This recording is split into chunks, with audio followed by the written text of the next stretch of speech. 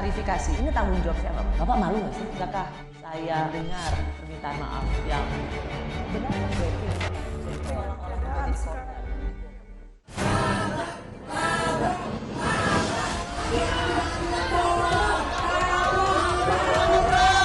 Ada sesuatu tugas negara yang harus saya jaga, jangan sampai kacau apa yang sudah jadi.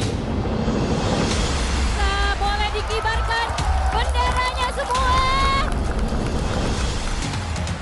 Mampu nggak kita menjaga diri kita untuk bisa netral dan tidak menggunakan fasilitas itu aja? Maka saya sarankan mundurlah, rubahlah aturan, gitu. Termasuk Pak Mahfud.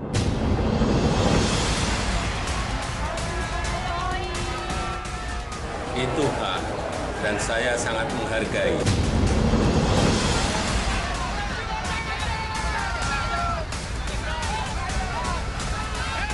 Ganjar Mahfud. Saya dulu diangkat dengan hormat, menerima pengangkatan dengan hormat. Saya akan pamit dengan penuh kehormatan juga kepada beliau. Dan saya akan melaporkan, saya sudah selesai.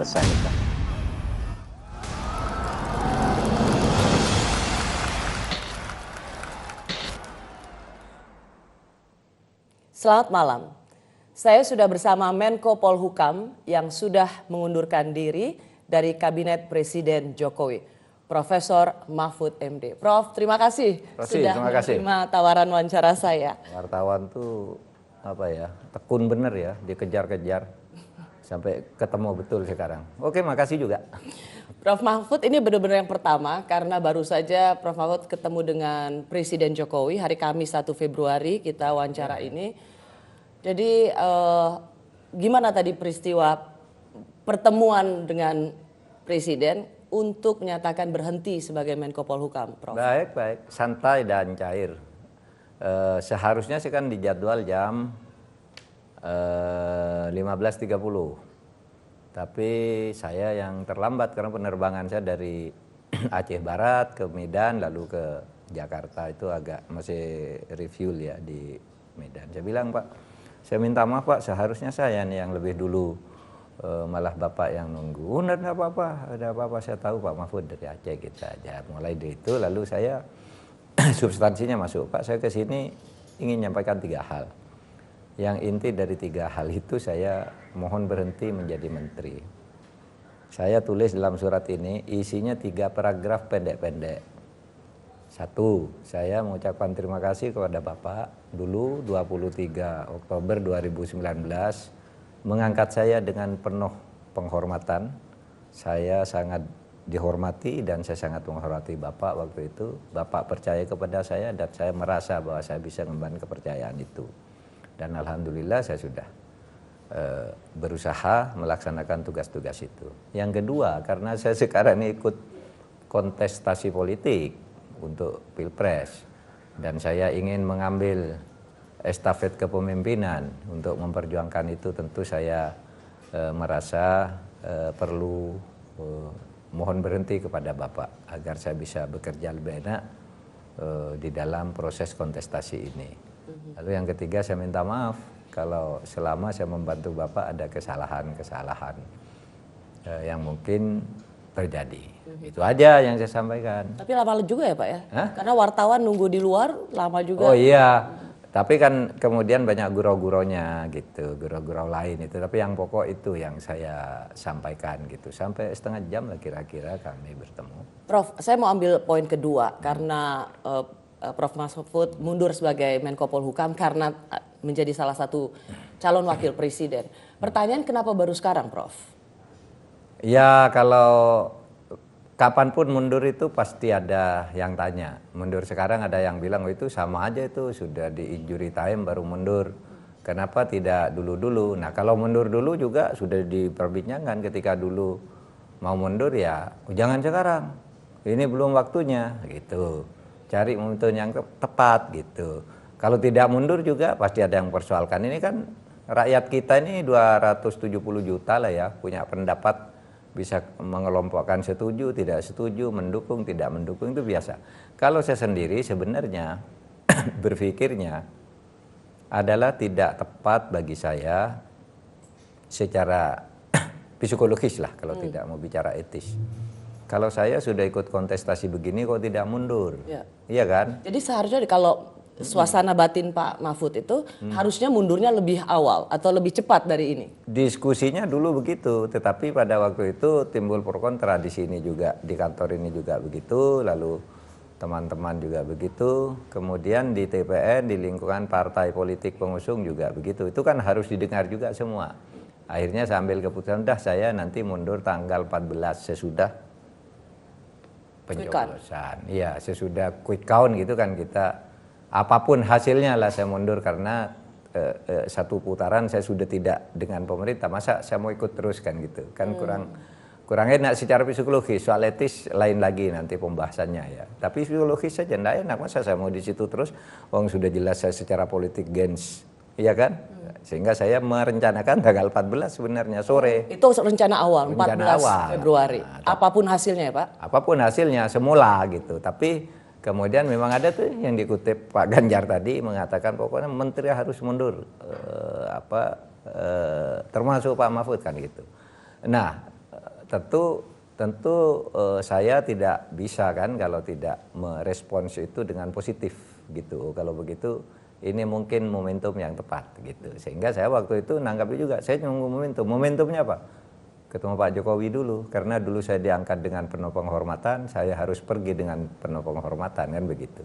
Tidak tinggal gelanggang colong pelayu kata orang Jawa.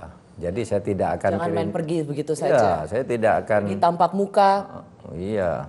Datang tampak muka, pergi tampak belakang. Saya tidak mau datang hanya kirim surat mulai sesnek. Saya ketemu saya mau ketemu Pak Jokowi. Waktu itu memang dijadwalkan langsung hari Senin 3 hari lalu itu memang Pak Jokowi langsung menjawab, oh ya bisa secepatnya kalau Pak Mahfud mau ketemu gitu. Tetapi saya yang di luar kota, saya ada di Medan, terus ke Riau, terus kemana. Jadi persoalan waktu dan jadwal saja. Begitu sampai Jakarta, Pak Jokowi yang keluar kota, kemarin ke Jawa Tengah kan, ke Bantul, ke itu. Baru sore ini kami ketemu, di luar jam kerja. Kami ketemu di Istana Merdeka. Prof, saya mendengar juga salah satu alasan mengapa Prof dilarang mundur, itu adalah karena ada juga capres yang di dalam kabinet dan nggak mundur. Prof Mahfud nggak merasa rugi dong? Kalau saya tidak merasa rugi, tapi yang bersikeras seperti itu ada juga, gitu ya. Artinya yang sudah ngomong di media kan udah banyak gitu. Jangan mundur dong, yang lain juga tidak mundur. Kenapa Pak Mahfud mundur gitu? Rugi kalau mundur. Tapi tapi ada yang juga mendorong. Kenapa tidak mundur saja gitu? Nah pertimbangan saya pada akhirnya ya saya mundur. Lebih bagus bagi saya dan mungkin bagi Republik lah untuk sama-sama belajar memperbaiki negara ini. Jadi kalau sekarang saya tanya sebagai salah satu calon wakil presiden dan baru saja hari ini Kamis 1 Februari bertemu dengan Presiden Jokowi minta mundur, sekarang merasa lebih plong atau justru merasa lebih berat karena harus kampanye dan sekarang nggak ada lagi embel-embel Menko Polhukam? Merasa lebih plong. Gitu ya, merasa lebih plong karena saya bisa lebih leluasa untuk bergerak karena selama ini juga saya selalu melirik ya. Saya kalau mau pergi mau kampanye tuh saya rutin lah minta surat cuti sebelum surat cuti dari presiden datang saya tidak pergi. Nah, tapi saya melihat orang-orang lain kok kampanye tiap hari ya, hari ini ada di sana apa cuti apa enggak tuh gitu. Nah, saya merasa saya ini udah berlaku tertib gini kok yang lain enggak ya gitu. Nah sekarang saya merasa plong, seumpama juga melakukan itu tidak melanggar juga, tidak nyolong-nyolong kesempatan gitu ya. Nah itu aja. Jadi merasa lebih plong karena? Saya merasa lebih plong meskipun lalu merasa agak sedih karena tentu harus kehilangan kawan-kawan yang setiap hari ada di sini ya. Dengan wartawan situasinya tidak lagi bicara politik pemerintahan tapi politik elektoral kali sampai pemilu ke depan kan gitu kan. Nah itu yang cuma itu dan itu tidak ada masalah, memang harus dilalui. Prof, ada sindiran ketika Prof mengatakan ingin mundur dan menunggu timing. Sindiran itu ditujukan pada Prof Mahfud dengan mengatakan kalau emang ada standar etik, masa harus pakai timing? Etik kan nggak pakai timing. Etik tidak perlu pakai perhitungan waktu, etik itu selalu ada kapanpun.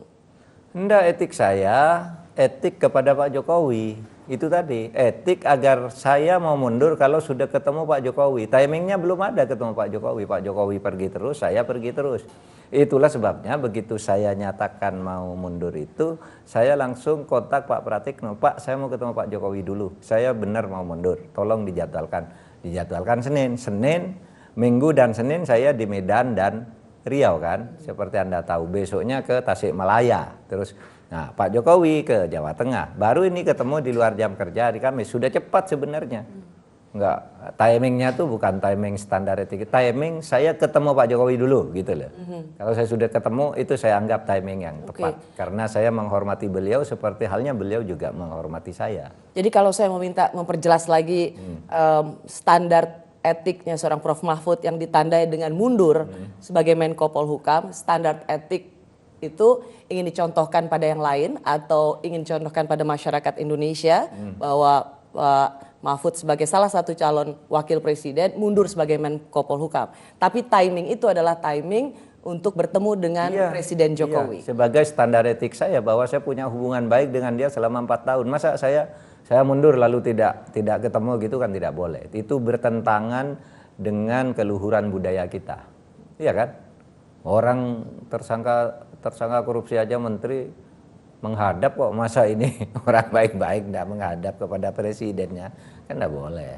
Orang tetap mencurigai tapi Prof Mahfud bahwa Prof ini sedang bikin drama begitu atau ingin menciptakan heroisme gitu. Terbukti kemarin hari Rabu, Prof Mahfud sendiri mengatakan saya ingin mengajukan surat pengunduran diri. Bagaimana menjelaskan tahapan ini bahwa Prof Mahfud mengundurkan diri ini memang murni etik atau elektoral?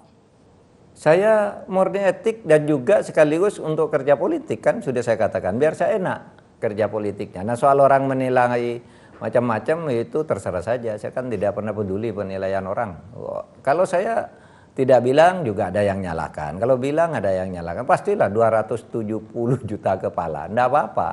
Gitu. Tinggal nanti lihat tren negatif atau positifnya itu nanti bisa dilihat sendiri. Tetapi saya tidak ingin mempertentangkan apakah ini keperluan etik atau keperluan elektoral. Mungkin dua-duanya.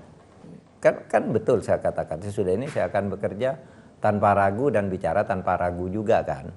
Menurut kepentingan orang berkampanye, kampanye politik gitu ya. Bukan membocorkan rahasia negara, tapi kampanye, kan gitu kan. Beda dong membocorkan rahasia dengan bahwa punya waktu yang lebih banyak, fokus punya waktu untuk yang lebih kampanye. banyak. Ya masih 10 hari kan. Wah, itu Meskipun itu juga dianggap terlambat.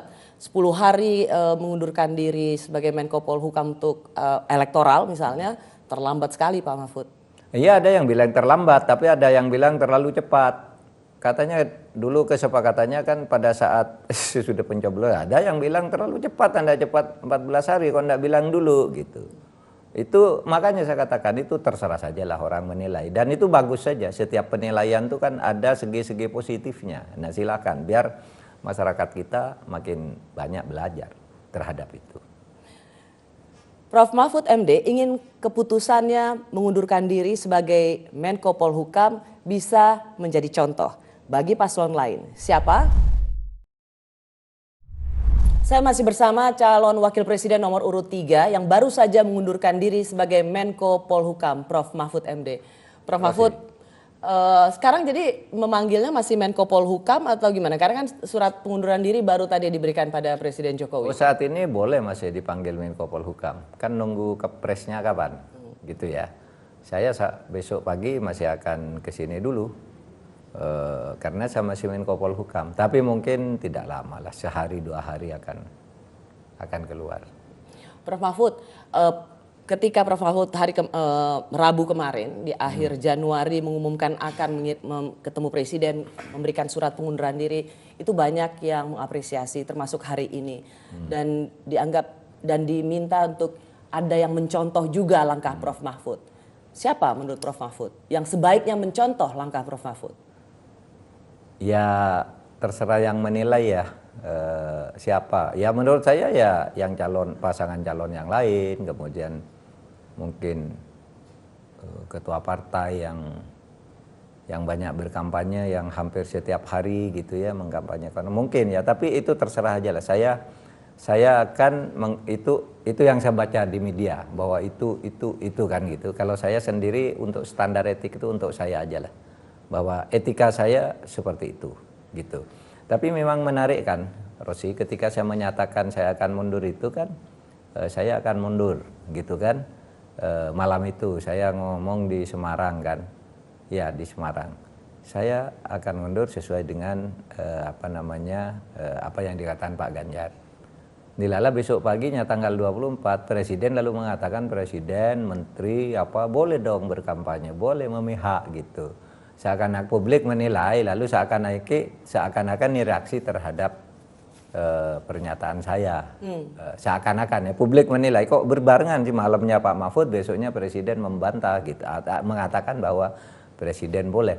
Nah itu sebabnya kemudian siangnya itu banyak yang kontak saya, Pak Mahfud tidak usah mundur, ini kata Presiden boleh kok katanya. Saya bilang tidak bisa, saya sudah nyatakan itu ke publik, tidak kredibel lagi saya kalau hanya karena Presiden mengatakan itu lalu saya batal mundur gitu. Sekali kalimat itu diucapkan pantang untuk ditarik kembali. Betul, ya itu aja. Kan itu kepercayaan masyarakat harus dijaga dengan itu antara lain kan.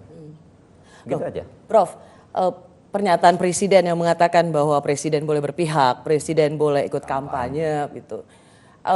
Kemudian itu juga justru dikaitkan dengan kemudian langkah atau niat Prof Mahfud untuk mundur. Itu apakah sebenarnya Prof Mahfud sendiri mengalami kegerahan moral mendengar itu? Enggak, kan saya lebih dulu. Bilangnya kan saya tanggal 23. Pak Jokowi tanggal 24, seakan-akan Pak Jokowi yang menanggapi saya, padahal itu dua hal yang terpisah. Berbeda, yang terpisah. Tapi masyarakat lalu kan mengaitkan. Nah disitulah yang seperti saya katakan tadi, banyak WA masuk ke saya dari tokoh-tokoh, dari aktivis, Pak Mahfud jangan mundur, itu jaga di situ. Presiden sendiri bilang mau kampanye kok, kata mereka. Enggak, saya bilang, saya sudah menyatakan itu, saya harus mundur. Apa yang sudah saya ucapkan, dan saya juga memang merasa secara psikologis enggak bisa di situ terus, iya kan? Saya sudah jelas berhadapan gitu, masa saya mau ikut sidang kabinet misalnya dan seterusnya, iya kan? Meskipun ya semuanya baik-baik saja kan. Tapi adakah pernyataan Presiden ini yang boleh berpihak, boleh berkampanye, itu semakin memantapkan langkah Prof Mahfud untuk mundur? Oh iya, kalau itu ya semakin memantapkan bagi saya. Meskipun semakin banyak yang melarang gitu. Banyaklah aktivis-aktivis saya mau menangis nih dengar Pak Mahfud mau mundur dan sebagainya dan sebagainya. Tapi banyak juga yang mendorong gitu. Bagi saya sendiri dorongan yang lebih kuat ya saya mundur gitu. Pernyataan Presiden Jokowi ini memunculkan banyak reaksi dari para guru besar, aktivis pro demokrasi yang sungguh menyayangkan pernyataan Presiden seperti ini. Tapi saya ingin, kalau Prof Mahfud sendiri? Enggak, saya enggak berkomentar. Guru besar tuh jalurnya lain. Dia murni akademis dan etika seperti yang dibelajari di kampus. Saya kan pesaing ya. Saya ini politikus. Nanti apapun yang saya bilang, wah ini dinilai macam-macam. Ya silakan, itu akan bergulir sendiri. Sejauh yang saya tahu itu akan bergulir sendiri seperti efek domino. Ini akan ke sini, ke sini, ke sini, ke sini. Kayaknya ya. Kalau yang saya lihat. Karena kemarin UGM, para guru besar UGM, Civitas Akademika sudah mengeluarkan pernyataan darurat demokrasi, merindukan presiden yang mencontohkan negarawan, lalu ada juga UII, lalu kemudian ada UI besok ya. Dan UI hari Jumat besok gitu. Menurut Pak Mahfud ini sesuatu yang sudah Anda lihat sejak awal, hanya baru menggelinding, atau ini sesuatu yang sebenarnya memang akan baru menggelinding tapi akan jauh lebih besar pada akhirnya? Ini baru menggelinding sesudah Pak Jokowi tanggal 24 itu mengatakan bahwa presiden boleh berkampanye, menteri boleh gitu. Karena itu menimbulkan kontroversi baru di kalangan akademisi. Karena pasal yang lain yang melarang juga presiden harus tidak netral itu ada kan. Sehingga ada yang mengatakan presiden boleh berkampanye itu kalau dia incumbent. Menteri boleh kalau dia calon gitu. Nah yang begitu, dan itu pun harus cuti kan begitu. Itu timbul problem seperti itu, masalah seperti itu. Kemudian orang semakin gerah seperti UGM yang sudah lama kasak kusuk gitu enggak bisa ditahan muncul. UI pun muncul loh, kok saya belum gitu. Lalu kampus lain mulai nih sudah. Saya dengar sih di beberapa tempat, tapi saya sama sekali enggak punya hubungan dengan itu. Saya ini sekarang kontestasi politik.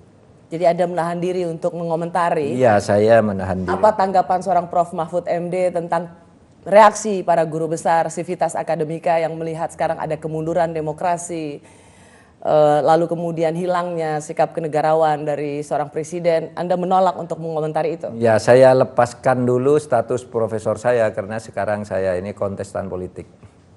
Nanti apapun yang saya katakan nanti ada yang menilai macam-macam. Ya biarkanlah kampus itu bergerak sendiri. Tetapi kalau saya sendiri memang ya pemerintahan ke depan itu kampus itu harus didemokratisasi. Karena selama ini kampus itu dikooptasi. Dulu seketat Orde Baru pun ya, itu kalau akademisi kan dihormati ya. Nah sekarang enggak, semua kalau pemilihan rektor ada tim sukses mencari channel ini, channel itu.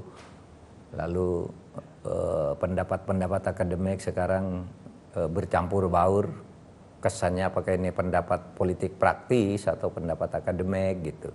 Menurut saya ke depannya harus didemokratisasi.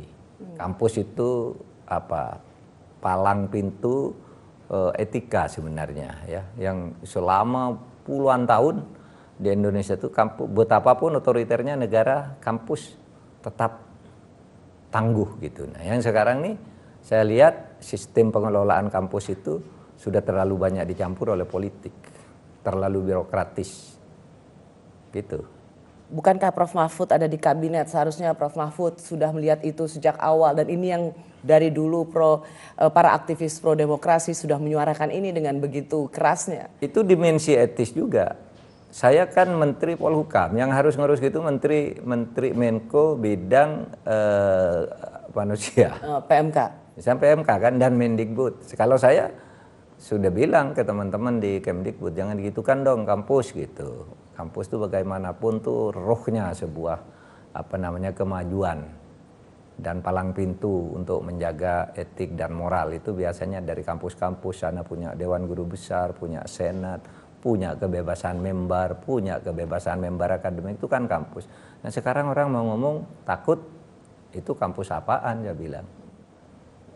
Tapi saya tidak katakan ini ke publik. Kenapa? Saya Menko Polhukam. Itu urusan Menko Polhukam untuk PMK kan untuk mengatakan. Sebenarnya Anda sudah melihat itu, tetapi Anda menahan Udah diri. lama. Karena lama. dalam beberapa kesempatan kan Prof Mahfud ketika dikritik bahwa di era pemerintahan Presiden Jokowi itu kebebasan berekspresi, bersuara itu sudah dibungkam. Tapi kan Prof Mahfud yang membela. Prof Mahfud bahkan mengatakan itu banyak orang mengatakan macam-macam, nggak diapa-apain tuh. Oh itu dalam konteks Undang-Undang ITE. Nah, konteksnya kan. Sekarang media udah terbuka, Rossi bisa bicara apa saja tanpa takut gitu. Tapi untuk konteks kampus itu saya melihatnya lain. Misalnya begini, saya sangat tidak setuju pemilihan rektor misalnya harus mendapat dukungan 35% suara harus dari pemerintah. Sehingga orang yang sudah menang, akademiknya punya kewibawaan, pemerintah bilang tidak karena mungkin beda politik atau karena dicampuri oleh partai politik. Lalu tidak jadi, sehingga sekarang ada gejala. Orang kalau mau pemilihan rektor itu membentuk tim sukses kayak partai politik. Ini kalau saya jadi. Itulah yang kemudian menjelaskan bagaimana suara-suara kritis dari banyak universitas terbungkam karena rektor itu bagian dari kepanjangan pemerintah. Betul, terbungkam karena itu kepanjangan pemerintah. Dan selalu saya katakan demokrasi dan hati nurani itu akan selalu mencari jalannya sendiri. Nah sekarang jalan sendiri itu udah dibuka, tidak melalui struktural kan mereka. Civitas Akademika, siapa Civitas Akademika? Itu bukan lembaga. Civitas Akademika itu himpunan orang-orang yang diketemukan, namanya Civitas Akademika. Tidak, kalau dulu kan bisa Dewan Guru Besar yang bersuara kan, iya kan?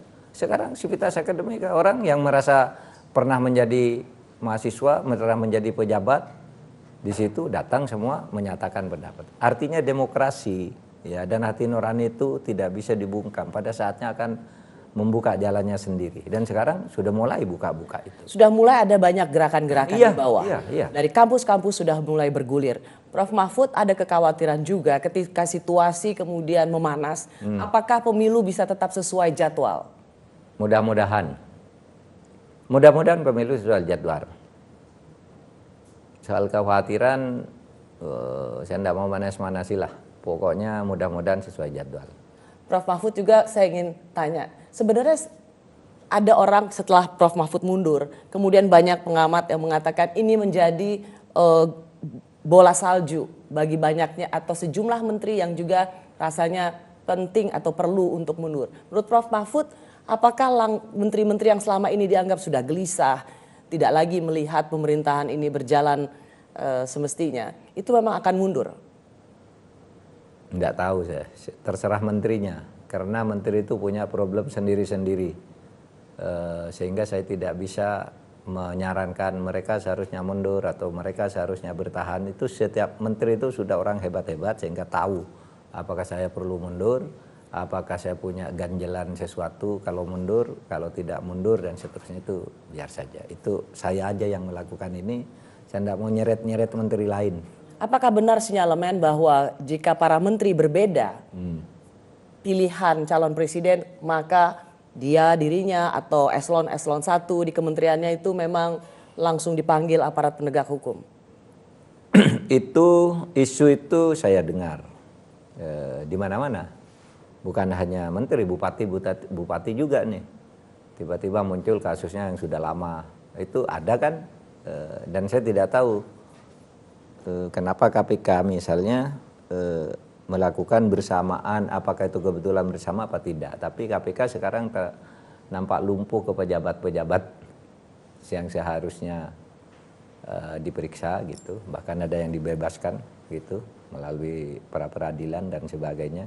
Sebenarnya misalnya KPK kalau udah benar yakin, sebelum peradilan memutus, ajukan ya kan ke pengadilan. Nggak bisa dibebaskan oleh peradilan kalau sudah masuk ke pengadilan.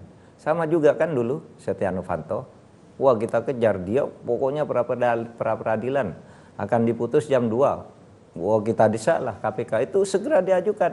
Jam 11 diajukan ke pengadilan, jam 2-nya diputus, peradilan Setia Novanto ditolak karena sudah ada di pengadilan. Perkaranya limpahkan. Kenapa KPK tidak melakukan itu? Ini kan sudah lama banyak hal yang seperti itu. Nah, ini lalu menimbulkan tanda tanya, KPK ini posisinya di mana sih dalam penegakan hukum sekarang? Gitu. Nah, itu saya dengar. Tapi bisa saja nih pembicaraan saya dengan Rosi dipotong lagi oleh orang bahwa ada menteri dipanggil kalau tidak dukung ini. Padahal itu ada kalimat belumnya. Karena saya ditanya, saya menjawab, saya mendengar hal seperti itu.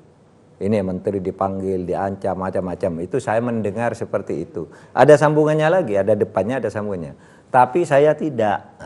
Saya tidak pernah ditekan, tidak pernah didatangi orang, diancam untuk berbeda pendapat dengan pemerintah, tidak. Itu karena Pak Mahfud juga mengatakan, makanya jangan menjadi orang yang tertawan atau tersandera.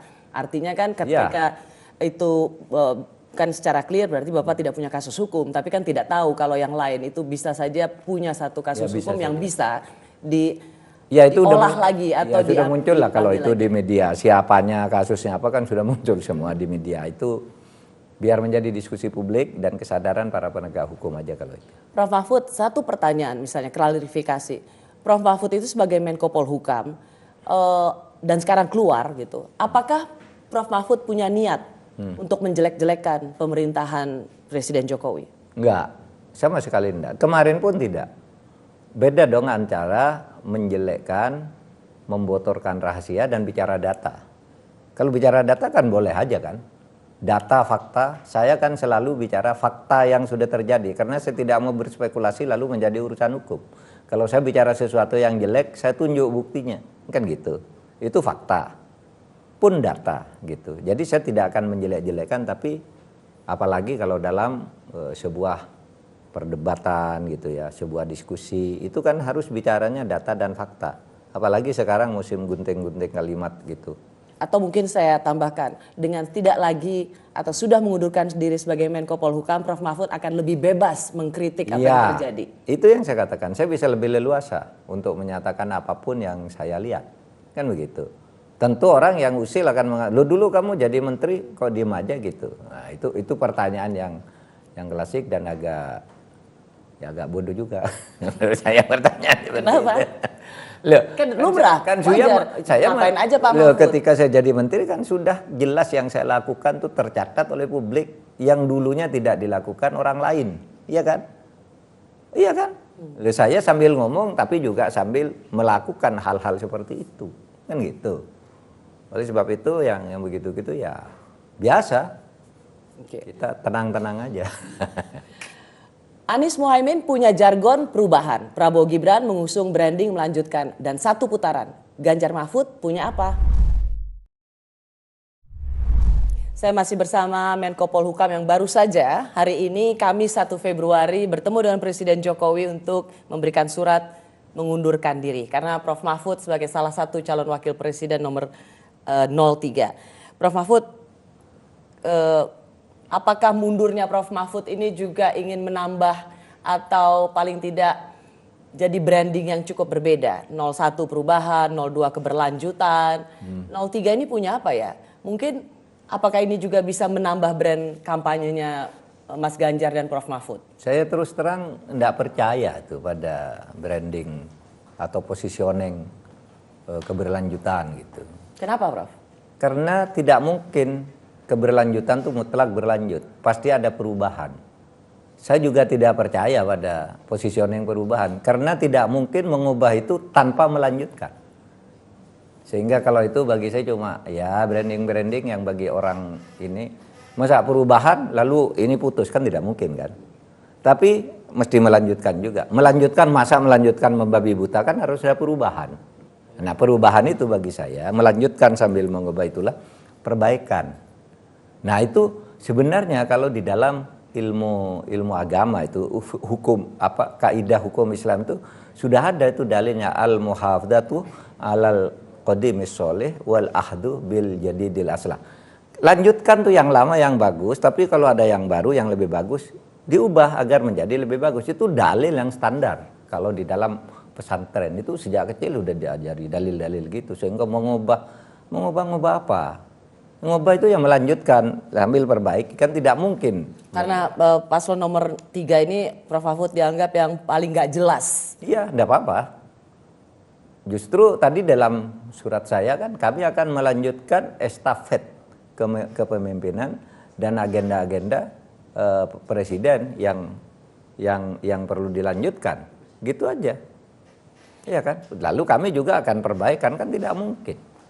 02 punya resources yang dianggap sangat besar dan juga kemudian dianggap Presiden Jokowi sendiri tanpa dianggap benar-benar secara formal berkampanye sudah menunjukkan keberpihakan ke 02 dan kemudian dengan tagline keberlanjutan memiliki semua, satu putaran dipastikan menurut 02 berdasarkan banyak survei.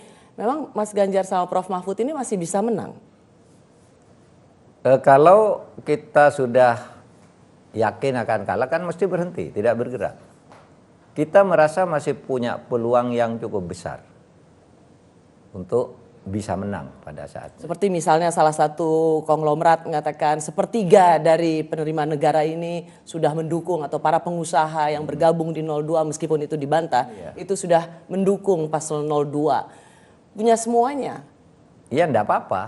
Karena rakyat tuh punya hati nurani juga. Kita masuk dari kemungkinan yang ada agar rakyat kembali ke hati nuraninya.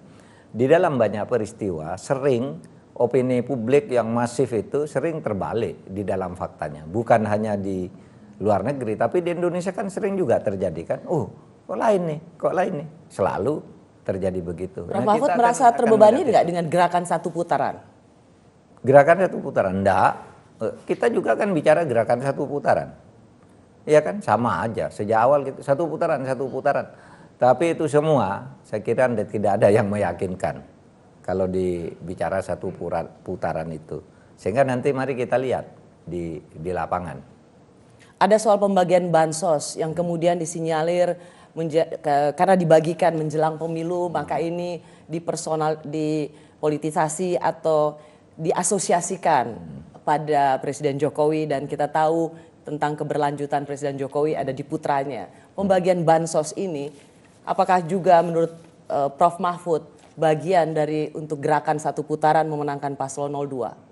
Ya mungkin ya, karena misalnya ada menteri yang terang-terangan begini, ini bansos loh dari Pak Jokowi gitu. Ini bansos dari Pak Jokowi. Pak Jokowi itu ayahnya Gibran loh, calon wakil presiden. Itu ada menteri yang begitu kan, terang-terangan kampanye.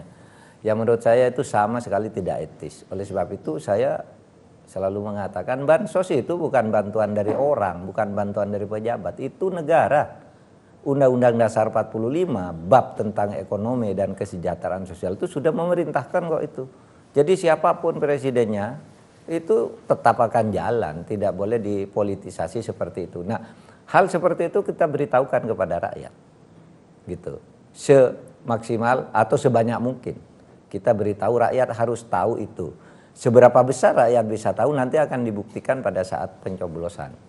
Paslon 01 Mas Anies Baswedan mengatakan juga pada awak media hari ini betapa di lapangan ketika mereka kampanye itu mengalami intimidasi.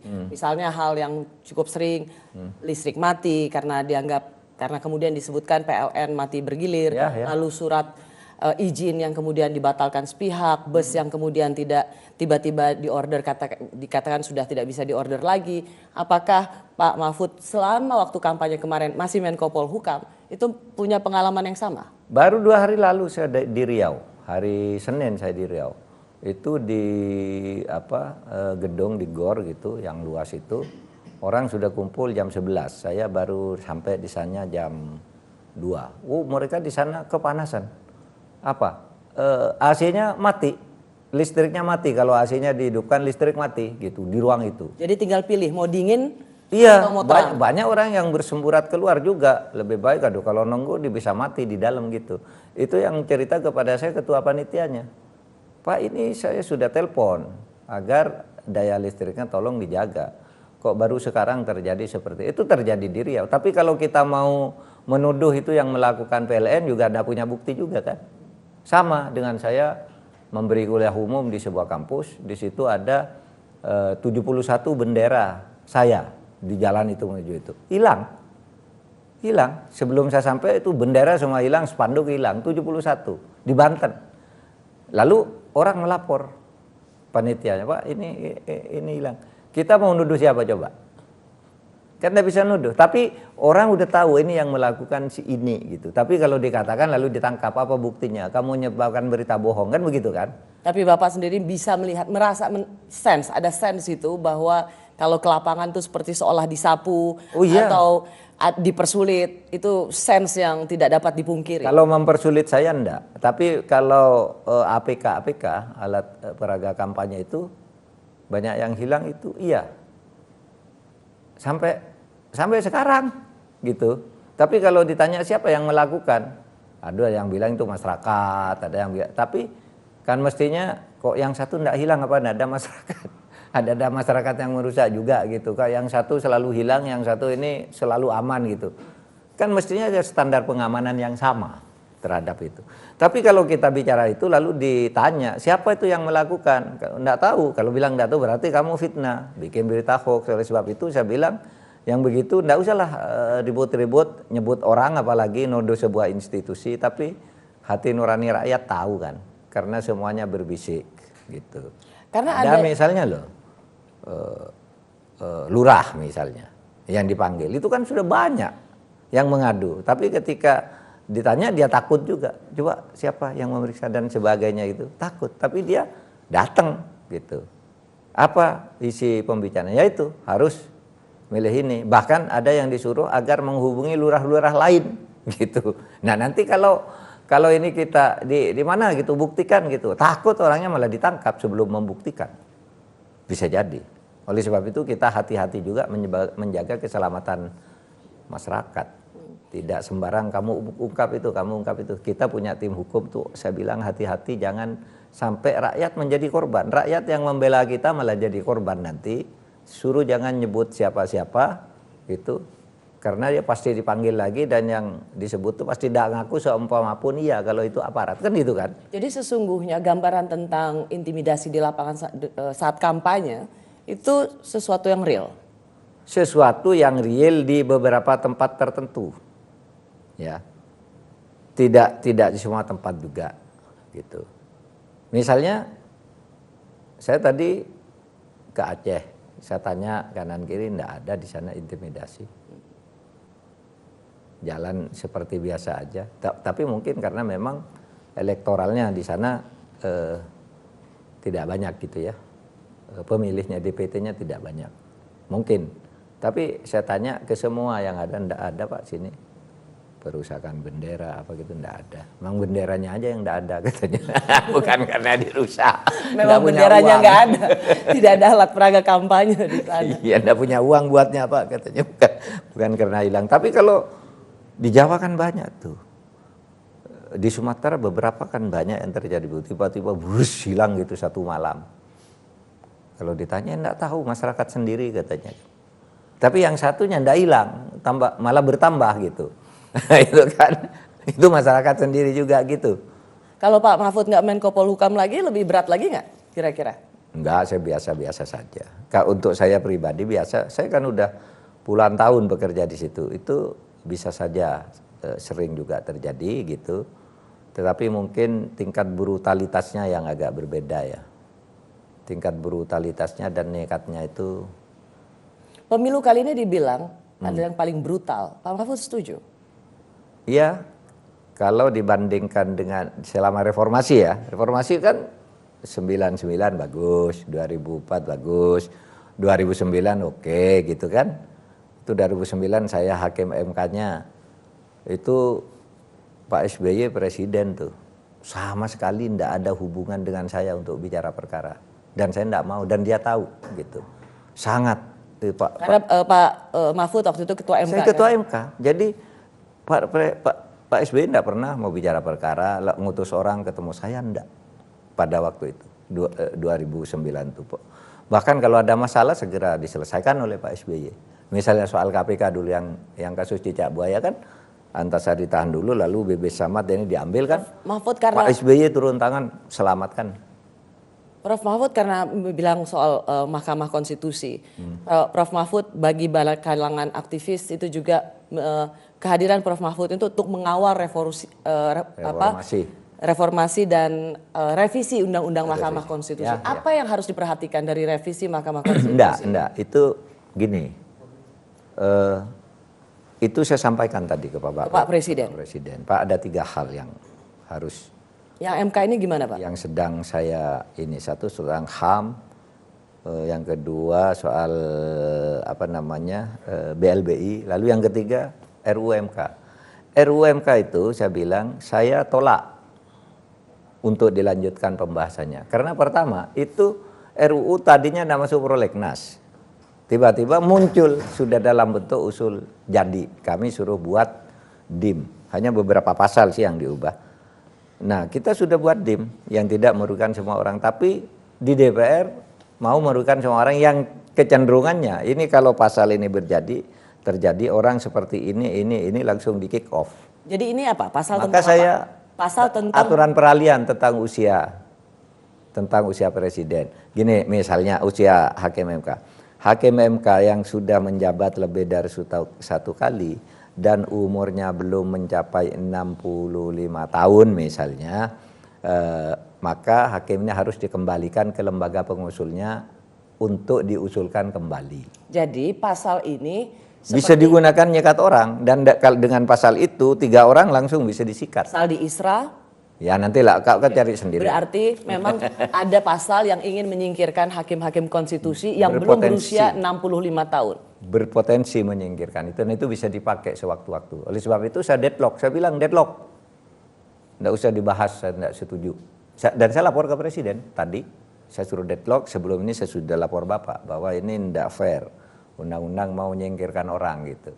Kan waktu staf saya di DPR dibilang, katanya, kok berani-beraninya kamu menolak ini, nanti habis ini Presiden langsung tahu loh. Lalu saya bilang, memang kenapa kalau presiden tahu, ini saya sudah lapor presiden, saya bilang, dan presiden setuju. Gitu, sampai sekarang deadlock. Artinya enggak usah dibahas, saya bilang, nanti aja habis pemilu. Karena Mahkamah Konstitusi ini punya peran yang penting dalam Betul. menyelesaikan sengketa pemilu. Jadi Kecuali diteruskan menurut rumusan saya. Yang diurusan oleh pemerintah ini. Kalau ini semuanya selamat. tidak perlu ada batas usia. Enggak. Ada batas, tapi aturan peraliannya itu. Aturan peraliannya yang sudah terlanjur ini tetap dong diberi kesempatan. Jangan ini bukan harus dikembalikan dulu, apakah mau diangkat kembali apa tidak. Kan udah benar cara begitu. Jadi yang udah fair, sudah jelas ingin menyingkirkan orang itu rasanya. Jadi revisi MK ini punya potensi menyingkirkan hakim-hakim konstitusi. Ya, makanya saya deadlockkan. Dan kenapa saya tadi sempat menyebut nama hakim-hakim konstitusi yang sudah banyak dikenal oleh masyarakat adalah hakim yang memiliki integritas yang baik. Jadi lucu juga nanti MK ini ya. Kemarin memutuskan batas usia minimal, nanti supaya bisa memasukkan calon kontestan tertentu. Sekarang untuk MK bisa melenyapkan orang dengan batas usia tertentu. Bisa, dan itu tidak ada di prolegnas tadinya karena undang-undang MK itu udah dirubah berapa tahun 2020. Kok sekarang tiba-tiba diubah lagi tanpa pembicaraan lebih dulu. Apa itu boleh? Ya boleh kalau itu keputusan balik. Tapi kenapa memutuskan itu untuk merevisi tiba-tiba? Gitu. Apa dugaan Prof? Yaitu mau memasukkan untuk mengganti orang. Ya. Kalau dugaan ya. Oleh sebab itu saya beri pasal ini aja nih begini kalimatnya. Mereka nolak. Ya sudah deadlock saya bilang. Pemerintah jangan teruskan ini. Kan pemerintah sering menolak undang-undang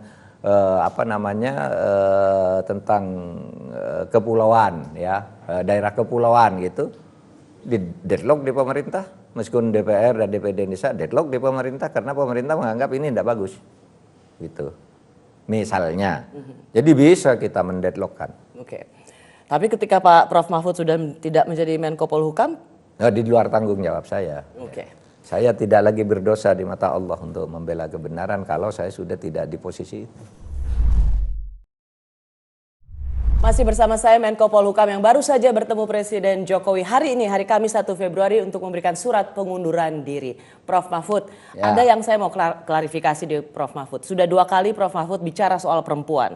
Satu, soal suami korupsi karena istri. Suami-suami yang terjerumus ke dalam kejahatan karena istrinya tidak baik. Banyak koruptor itu yang sekarang masuk penjara karena tuntutan istrinya. Prof, kenapa perempuan yang disalahkan?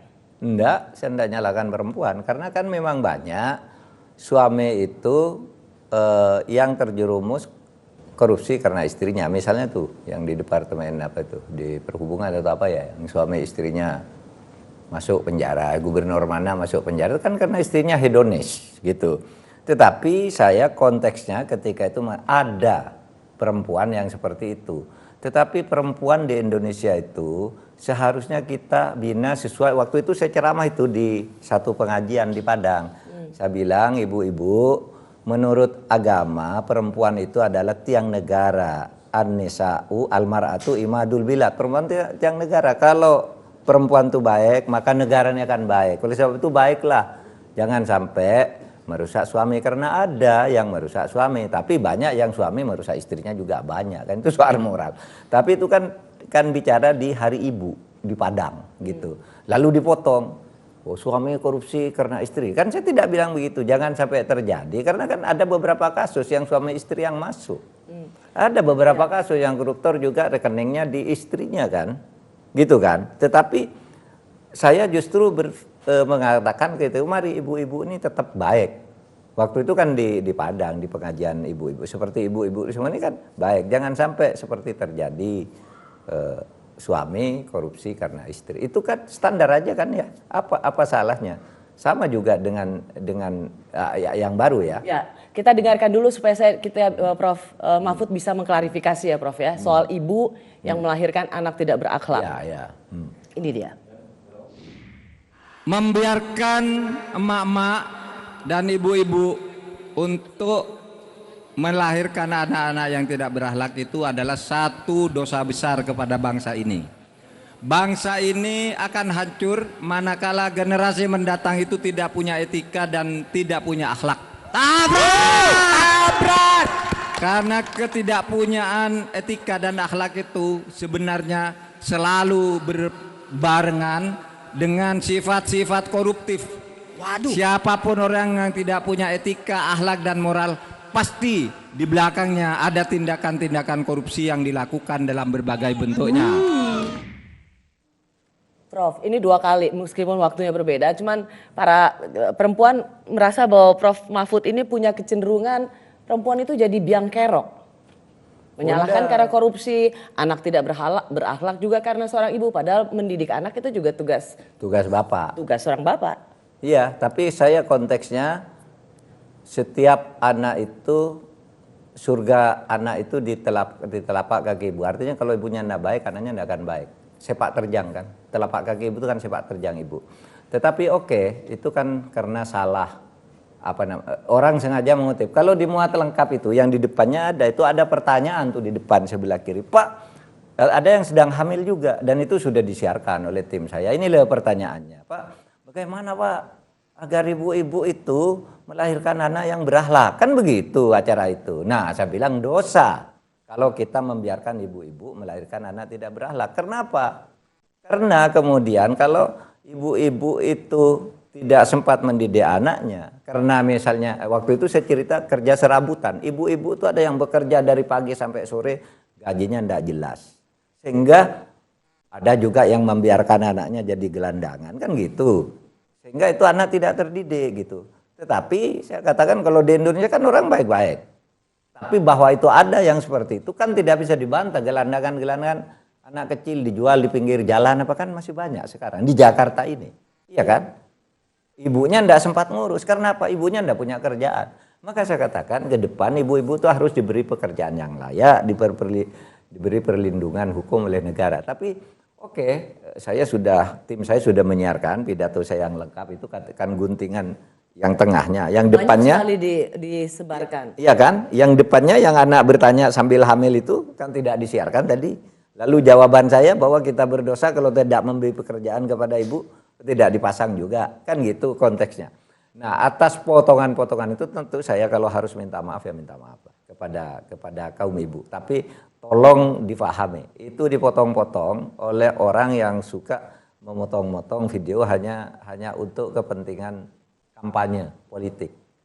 Dan saya menganggap itu terlalu banyak kalau harus ditanggapi satu persatu kan yang begitu. Karena pada dasarnya Pak Mahfud ingin klarifikasi, memberikan penghormatan yang sangat besar pada perempuan dan pada para ibu. Iya, justru itu yang saya katakan, ibu ini penting di sebuah negara gitu.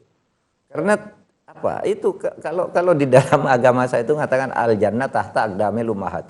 Surga itu di telapak kaki ibu. Artinya apa? Kalau sepak terjang kaum ibu tidak benar, anaknya tidak akan benar. Pak Mahfud, terakhir saya ingin mengatakan, banyak kemudian yang membujuk, udahlah kita nggak usah rame-rame, semuanya nanti akan baik lagi. Dan kemudian tagline-nya adalah bertanding untuk bersanding. Seperti 2019, begitu kerasnya kompetisi, tapi capresnya Pak Prabowo dan cawapresnya Pak Mas Sandi itu bergabung di kabinetnya Presiden Jokowi. Apakah 2024 seorang Prof Mahfud MD juga akan misalnya dengan sesuatu yang terjadi ikut mengikuti langkah seperti Pak Prabowo dan Pak Sandi Uno, bertanding untuk bersanding? Kalau Anda tanya sekarang itu kepada saya tidak pernah memikirkan hal seperti itu. Karena begini, dulu pun ketika Pak Jokowi yang pertama saya jadi timnya Pak Prabowo, saya juga diajak masuk.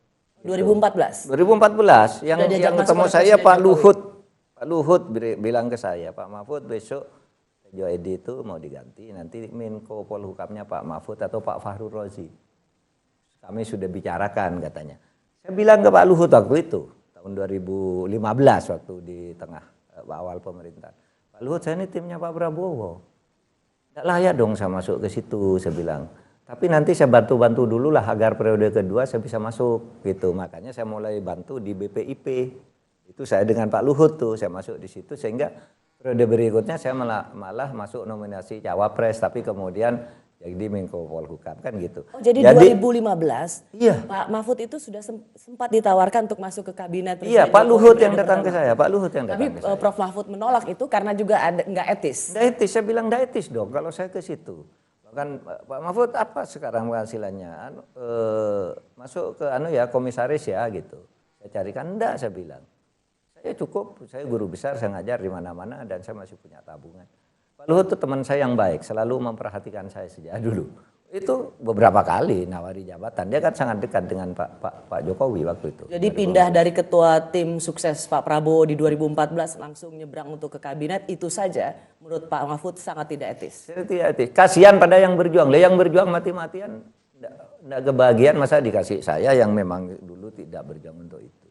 Nah maka kalau Rossi tanya ini ke saya sekarang, saya enggak. Tapi saya katakan kenapa sekarang? Mungkin saja ada dinamika politik lain nanti di tahun itu. Kalau saya yang menang gimana? Kok Anda tanya itu ke saya? Kalau saya yang menang gimana? Saya mau nawarin enggak? Tanyanya begitu dong. Anda sudah bertanyanya seakan-akan saya kalah. Enggak. Kalau gitu kalau menang di sana ditawarin nggak Pak? Nantilah itu dinamika politik. Apalagi nih calonnya kan tiga pasang. Itu juga dinamika politiknya dan pandangan ideologisnya kan bisa saling bersenyawa dengan mana. Itu nanti saja, pokoknya saya jangan ditanya itu sekarang karena saya yang menang. Prof Mahfud, terima kasih sudah di program Rossi dan selamat untuk purna tugasnya. Nanti kan akan ada serah terima tentu dengan Menko Polhukam yang baru. Terima kasih juga sudah mencontohkan standar etik. Oke, makasih. Terima kasih Rossi. Prof Mahfud.